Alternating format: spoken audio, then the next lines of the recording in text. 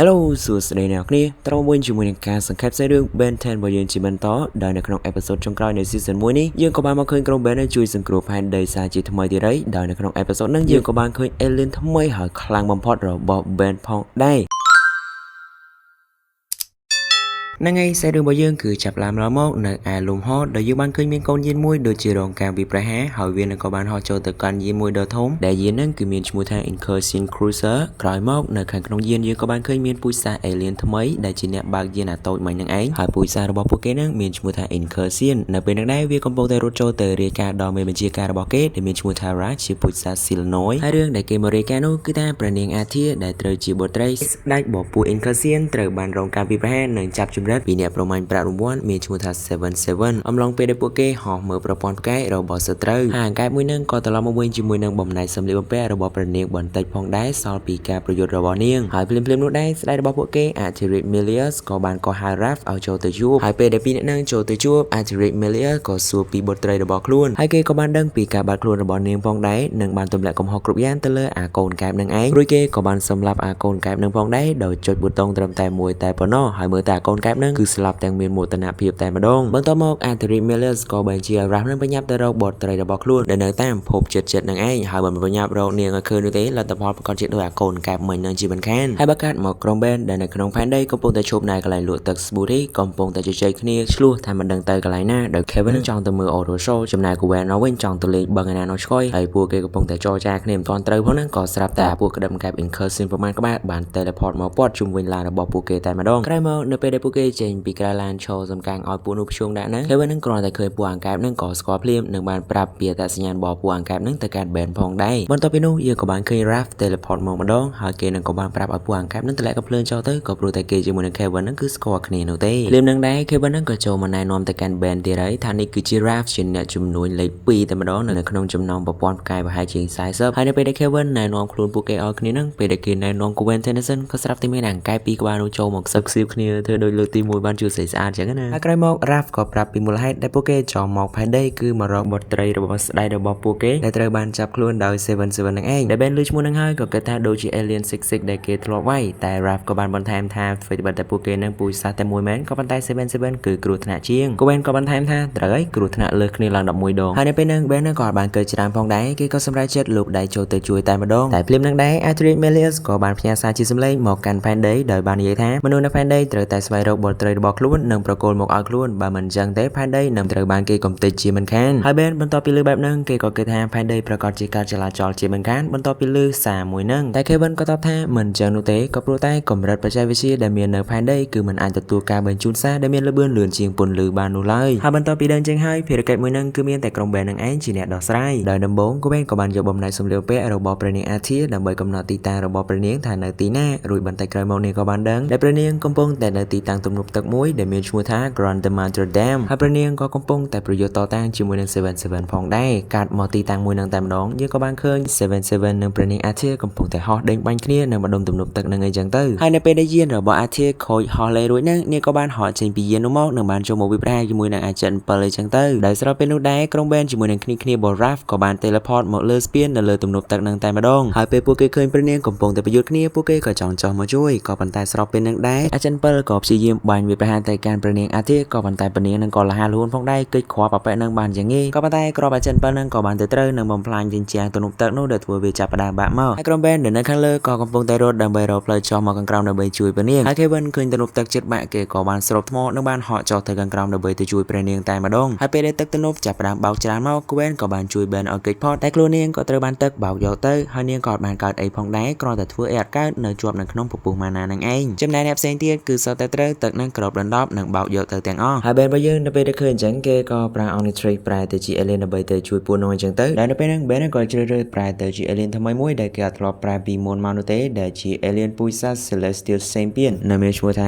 Alien X ហើយក៏ជា Alien ដែលខ្លាំងបំផុតនៅមាននៅក្នុង Omnitrix ផងដែរហើយហ្នឹងឯងគ្រាន់តែ Ben ប្រែកាយហើយភ្លាមគេក៏បាន Warp Reality កែប្រែព្រឹត្តិការណ៍យកតែម្ដងដោយបានបង្វិលត្រឡប់ណាព្រឹត្តិការណ៍បាក់ទំនប់ទឹកមិញឯងធ្វើដូចវានឹងអត់បានកើតឡើងអញ្ចឹងខ្លាំងយកតែមែនតែម្ដងហើយបន្ទាប់ ពីបែនបានជួយในរាល់គ្នានឹងហើយអាច7ក៏យកអាកាសដែលគ្រប់គ្នាកំពុងតែភ្ញាក់ផ្អើលជាមួយនឹងថាពលបបែនហោះចូលមកចាប់ព្រះនាងអាធាចាក់ចេញពីទីនោះទៅបានហើយភ្លាមKevin នឹងក៏ប្រាប់ឲ្យបែនបញ្ញាប់ទៅតាមអាចិន7ក៏ប៉ុន្តែអ្វីដែលពួកគេនឹកស្មានដល់គឺថាបែននឹងគឺនៅឆោថ្មឹងនឹងឯងហើយ Gwen ពេលហ្នឹងក៏ចាប់ផ្ដើមភ័យបារម្ភបណ្ដោយឃើញបែននៅឆោថ្មឹងអត់មានកម្រើកអីសោះចឹងក៏ប៉ុន្តែចំណែកបែនវិញយូក៏បានឃើញគេនៅក្នុងរាងកាយរបស់ Alien ឯងកំពុងតែសប្បាយអរជាមួយនឹងថាពលថ្មីរបស់ Alien ថ្មីរបស់គេនឹងឯងហើយនៅទីនោះផងដែរក៏មិនមែនមានតែបែនម្នាក់ឯងនោះទេគឺមានសភាវៈពីរផ្សេងទៀតដែលសភាវៈទាំងពីរហ្នឹងគឺជាបុគ្គលិកលក្ខណៈដែលមានសមត្ថភាពក្នុងការគ្រប់គ្រងបញ្ជីរាងកាយរបស់ Alien X នឹងឯងហើយមួយមុខដូចស្រីហ្នឹងគឺមានឈ្មោះថា Serena និងមួយទៀតគឺមានឈ្មោះថា Bellicus ហើយពេលហ្នឹងបែនក៏ចង់ប្រើថាពលរបស់ Alien X ដើម្បីទៅជួយព្រះនាងក៏ប៉ុន្តែគេអាចធ្វើបាននោះទេក៏ព្រោះតែ Alien X គឺត្រូវការអនុញ្ញាតចេញពីបុគ្គលិកលក្ខណៈទាំងពីរទើប Alien X ហ្នឹងអាចធ្វើសកម្មភាពបានដែលពេលហ្នឹងផងដែរក្នុងរាងកាយរបស់ Alien X គឺមានអត្តចរិតបុគ្គលិកលក្ខណៈរហូតដល់ទៅ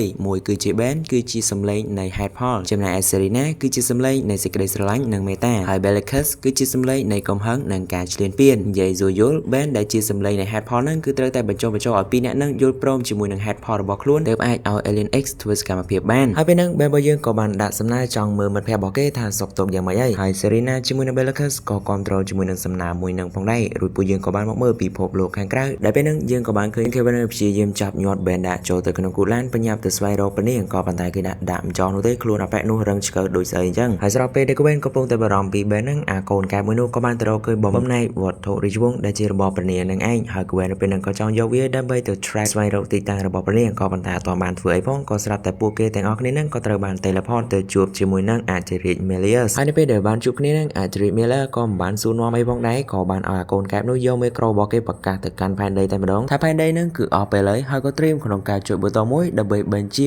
បាញ់កំទេចផែនដីយកតែម្ដងពេលហ្នឹងដែរ Gwen ក៏ព្យាយាមខាត់តែអាចារ្យ Melius ក៏បានសោតធ្វើធម្មតារួចក៏បានជួយប៊ូតុងនឹងយកតែម្ដងហើយបន្ទាប់មកឃើញថាផែនដីគឺបានផ្ទុះនោះទេដោយសារតែ Melius គិតថាបុត្រីរបស់ខ្លួននៅនឹងឡើយអញ្ចឹងអត់ហ៊ានបាញ់កំទេចនោះទេខ្លាចដោយតែបុត្រីរបស់ខ្លួនហើយចំណែកភពដែលគេជួយប៊ូតុងបាញ់ហ្នឹងតែពិតគឺជាភព Pluto នោះទេនឹងហើយបន្ទាប់ពី Pluto ត្រូវបានកំទេច Ben ដែលកំពុងតែមើលចេញពីក្នុងរាងកាយរបស់ Alien X គឺថាចាប់ផ្ដើមបារម្ភអីឃើញ Pluto ផ្ទុះអញ្ចឹងគឺថាផែនដីហ្នឹងប្រកាសជាបន្ទាប់ជាមិនខានតែ Bellicus ពេលហ្នឹងក៏តបថាទៅខ្វល់ស្អី Pluto មិនមែនភពត្រឹមត្រូវណាគ្រាន់តែជាកូនភពមួយហ្នឹងហើយបើចំណែកផែនដីវិញទៅឲ្យមិត្តភក្តិរបស់ឯងហ្នឹងចាត់ការម្ដងទៅហើយពេលហ្នឹង Ben ហ្នឹងគឺទ្រាំលែងបានហើយក៏បបួលពីរនាក់ហ្នឹងមកសម្រេចចិត្តតែម្ដងនឹងចង់ប្រើ Omnitrix ទាំងនៅក្នុងខ្លួន Alien X ហ្នឹងផងដែរក៏ប៉ុន្តែធ្វើអីមិនកើតនោះទេប្រែកាយក៏មិនចេញផងដែរក៏ព្រោះតែនៅក្នុងទម្រង់ Alien ស្រាប់និយាយទៅ Ben នៅពេលនេះគឺថា useless តែម្ដង Bellicus ពេលហ្នឹងក៏ចូលមកទឿន Ben ថា Alien X គឺធ្វើអីកើតនោះទេបើសិនជាគ្មានការយល់ព្រមពីពួកគេហើយការដែល Ben ខ្ជិលក្នុងការលើកហេតុផលមកពិភាក្សាគ្នាហ្នឹងក៏ពួកគេបានលើកលែងផងដែរដោយគេថា Ben ហ្នឹងគឺជាអ្នកចំណូលថ្មីក៏ប៉ុន្តែនៅគ្រាន់តែជាករណីលើកលែងតែប៉ុណ្ណោះហើយបន្ទាប់ពីលើបែបហ្នឹង Ben ហ្នឹងក៏បានស្នើថាឲ្យពួកគេហ្នឹងព្រមឲ្យគេហ្នឹងប្រើ Omnitrix ក៏ប៉ុន្តែសំណាមួយហ្នឹងគឺត្រូវបានបដិសេធទាំងស្រុងហើយពេលហ្នឹង Serena ក៏បានបញ្យល់ទៅ Ben ថាតាំងពីដើមមកហើយ Alien X គឺដូចជាប់សោអញ្ចឹងមិនអាចធ្វើអ្វីបាននោះទេក៏ដោយសារតែមានបុគ្គលិកលក្ខណៈពីរគឺនាងជាមួយនឹង Bellicus នឹងឯងនៅក្នុងខ្លួនរបស់ Alien X ហើយដែលពួកគេឈរលើគោលការណ៍ខុសគ្នាអញ្ចឹងវិភាសាគ្នាគឺមិនដែលត្រូវគ្នានោះទេបោះឆ្នោតគឺដឹងតែបានម្នាក់មួយនឹងឯងតែឥឡូវហ្នឹងដោយសារតែមាន Ben ជាបុគ្គលិកលក្ខណៈទី3ចូលមកដល់អញ្ចឹងពួកគេនឹងប្រកាសជាអាចរកឃើញអ្នកឈ្នះជាមិនខាននោះពួកគេក៏អាចនឹងបញ្ជាឲ្យ Alien X ធ្វើរឿងបានដូចគ្នាអញ្ចឹងហើយ Ben ហ្នឹងគឺមិនអនុញ្ញាតឲ្យប្រែទៅជាមនុស្សវិញឬក៏ប្រើ Omnitrix នោះឡើយចំណែកឯនៅខាងក្រៅបន្ទាប់ពី Pluto ត្រូវបានបន្ទោ Kevin ហ្នឹងក៏បាននិយាយថាអញ្ចឹងក៏ល្អម្យ៉ាងដែរ Pluto ផ្ទុះបានអញ្ចឹងទៅក៏វាអាចសម្រួលដល់កន្លងរបស់ភព Neptune ផងដែរហើយនៅពេលហ្នឹង Adrian Melius ក៏នៅតែបន្តគំរាមកំទេចផែនដីចោលនឹងឯងរួច Kevin នៅពេលហ្នឹងក៏ចូលមកនិយាយការពារថាផែនដីហ្នឹងមិនអាចសូម្បីតែទំនាក់ទំនងជាមួយនឹងពួកគេបានហើយមិនទាំងដឹងផងថាមានរឿងអីកើតឡើងហើយចង់ទៅកំទេចគ្នាវាដូចជាមិនសមក៏ប៉ុន្តែភ្លាមនោះដែរក៏ស្រាប់តែមានសារចេញពីផែនដីបានផ្ញើមកកាន់យានមួយហ្នឹងដែលធ្វើ Gwen ហ្នឹងគឺថាល្ងាងតែម្ដងខំនិយាយការពារឡើងមួយថ្ងៃហើយសារមួយហ្នឹងផងដែរគឺមិនមែនជាសាររបស់មនុស្សដែលរស់នៅផែនដីនោះទេគឺជាសាររបស់អាចិន7ផ្ញើមកដើម្បីគំរាមយកលុយអញ្ចឹងទៅក៏ប៉ុន្តែគ្រាន់តែវានិយាយជាភាសាពូជសាមកវ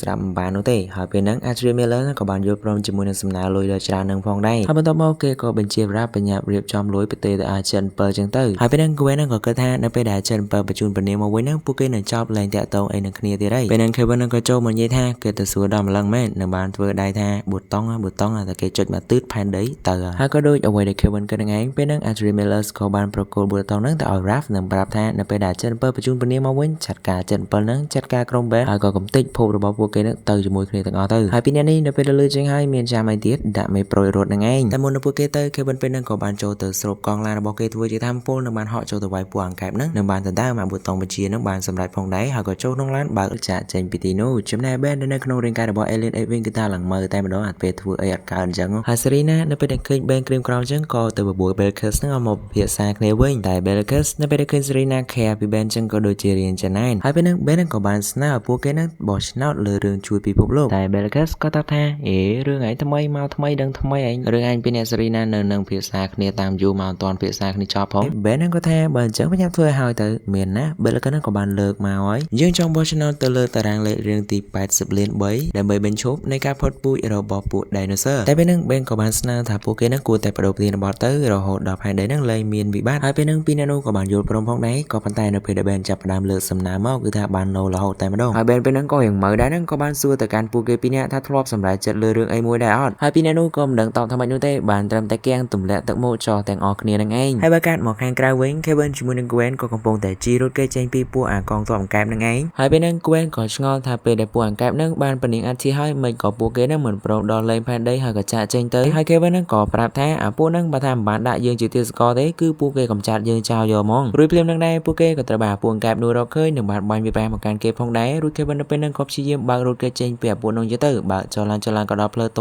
អស់ផ្លូវរត់ហ្នឹងគេក៏ចោលចេញពីឡានដើម្បីចូលទៅកាន់ប្រឡោះតូចមួយដើម្បីរត់គេតែ Gwen ក៏នឹកឃើញថា Ben គឺនៅឆ្កឹងក្នុងគូតឡានឡើយរួចក៏ចង់បកមកជួយវិញផងដែរតែ Kevin ក៏ខ្វាត់ហើយពេលហ្នឹង Kevin ក៏ហក់ចូលទៅចាត់ការជាមួយនឹងពួកអង្កែបប្រមាណក្បាលនឹងឯងឡងទៅឡងមកជាមួយនឹងរាងកាយកស៊ូរបស់គេហ្នឹងរួចយើងក៏បានមកដឹងពីចំណុចខ្សោយមួយរបស់ពួកអង្កែបហ្នឹងផងដែរគឺពួកវានឹងចាញ់ក្លិនផ្សែងហើយបន្ទាប់ពីជួយយករាងកាយ Alien X របស់ Ben បានហើយ Kevin ជាមួយនឹង Gwen ក៏ចាប់ផ្ដើមដាក់មេប្រូចក៏ព្រោះតែពួកអង្កែបហ្នឹងក៏ចាប់ផ្ដើមចូលមកទៀតហើយនៅពេលដែលពួកគេរត់គេចហ្នឹងក៏ស្រាប់តែទៅជួយជាមួយនឹងក្រុម Adric Millers ហើយគ្រាន់តែឃើញជាងភ្លាមពួកគេហ្នឹងក៏បកមកក្រោយវិញក៏ប៉ុន្តែរត់ចុះរត់ឡើងហ្នឹងក៏ស្រាប់តែមកជួយជាមួយនឹងអាចិន7ជាមួយនឹងពនាងអាធាននេះទៀតហើយហ្នឹងឯងក្រុម Ben គេថាអស់ផ្លូវរត់ត្រឹមហ្នឹងឯងមានតែលើកដៃសុំចុះចាយហ្នឹងឯងនៅពេលហ្នឹងដែរអាចិន7ក៏បានដល់លេងពនាងអាធានហើយពេលដែល Millers ចូលមកស្វាគមន៍បុត្រីរបស់ខ្លួនឬដែលគេនឹកស្មានដល់ក៏ស្រាប់តែបុត្រីរបស់ខ្លួនហ្នឹងបានចេញបញ្ជាឲ្យចាប់ខ្លួនដែលជាពុកគេឡើងឆ្ងល់តែម្ដងនៅពេលដែលលើបែបហ្នឹងហើយពេលហ្នឹងអាធាគឺមានបំណងចង់ផ្ដួលរំលោភ Adric Millers នឹងឯងដោយបានឲ្យលុយទៅអាចិន7ហ្នឹងគុណនឹង2ទៅលើលុយលួសខ្លួនរបស់នាងនឹងជ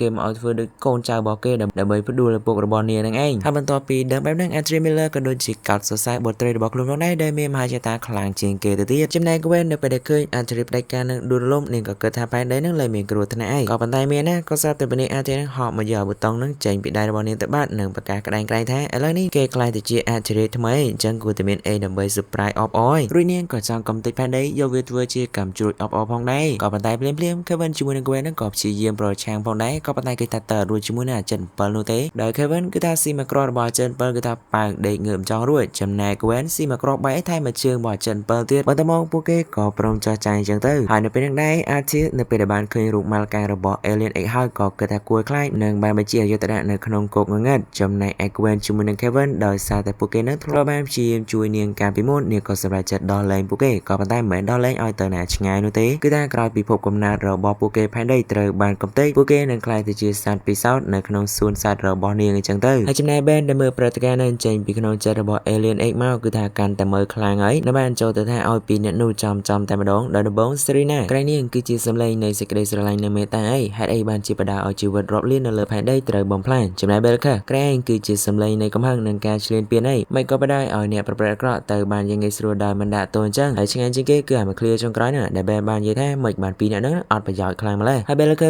នៅពេលដែលលើអញ្ចឹងគឺថាលង្ខឹងតែម្ដងរួចពួកគេក៏ចាប់ផ្ដើមយ៉ាប់មកទៀតហើយអារឿងដែលពួកគេហ្នឹងគឺជា alien ដែលខ្លាំងជាងគេនៅក្នុងចក្រវាឡអញ្ចឹងទៅក៏ប៉ុន្តែមកដល់ដំណាក់កាលនេះ Ben ក៏លែងខ្វល់ទៀតហើយចង់ឲ្យខ្លាំងទៀតក៏ខ្លាំងទៅបើធ្វើអីមិនកើតអញ្ចឹងអត់ប្រយោជន៍ដដែលហ្នឹងឯងហើយគេហ្នឹងក៏ព្យាយាមនិយាយយ៉ាងណាឲ្យពីរអ្នកហ្នឹងព្រមដោះលែងគេហ្នឹងឲ្យប្រែទៅជាទម្រង់មនុស្សវិញហើយកាត់មកខាងក្រៅនេះវិញពេលហ្នឹង Arctic ក៏បានបញ្ជាឲ្យកូនចៅរបស់គេហ្នឹងតម្រង់ឲ្យចំស្នូលផែនដីតែម្ដងគឺដាក់បឺងគ្មានអាណារស់នោះទេហើយហ្នឹងឯងបន្ទាប់ពី Raph បានចូលមកគោរព Arctic ក៏ចង់ធ្វើការមើលកម្មជ្រួចតែម្ដងរួចក៏ធ្វើការចង់ចុចប៊ូតុងក៏ប៉ុន្តែភ្លាមនោះដែរក៏ស្រាប់តែពន្លឺពណ៌បៃតងបានជាឡើងដែលនោះគឺជាការប្រែកាយរបស់ Ben ទៅជា Aliens for Fire ដែលពេលហ្នឹង Arctic គឺថាភ្ញាក់ផ្អើលឡើងកាំងតែម្ដងអត់បានចុចប៊ូតុងនោះទេហើយចំណែក Ben វិញគឺថាគ្រាន់តែប្រែកាយឲ្យភ្លាមអាកំពុងតែមើលស្រាប់ផងអូរ៉ាពេញខ្លួនតែម្ដងហើយមិនបែកកំទេចអាទ្រង់គុំខាំងនឹងអីនោះទេគឺថាដើរចេញឆៅយកតែម្ដងហើយភ្លាមនឹងដែរអាចិន7នឹងក៏ចង់ចូលមកសាកដោយបាញ់ឡោសទៅកាន់ Ben តែ Ben បាញ់ធ្លុះខ្លួនក៏មិនឈឺនោះដែរក៏បានចូលមកសងវិញដោយមកដៃយ៉ាងធ្ងន់តែម្ដងឡើងបែកស្រោមមុខរបស់អាចិន7ដែលធ្វើវាខ្លាចរត់គឺចាក់ចេញពីទីនោះបានហើយបើចំណែកអាពួកអាក្តឹមកែបដែលចូលមកតាមក្រោយបាញ់ទូងទាំងមកកាន់ Ben ហ្នឹងក៏គ្មានក្លោជាមួយនឹង Ben ផងដែរអ្វីដែលគួរឲ្យចង់សើចហ្នឹងគឺថាគ្រាន់តែផ្សែង ដែលក្រោយពី Ben បាញ់ភ្លើងហើយចេញពីដៃរបស់គេនឹងក៏អាចធ្វើឲ្យពួកអង្កែបនឹងវាចេះរយផងដែរបន្ទាប់មក Ben ក៏មកគំរាម Artie ឲ្យប្រគល់ប៊ូតុងចុចហ្នឹងមកតែនាងក៏នៅតែក្បាលរឹងមិនព្រមឲ្យនោះទេ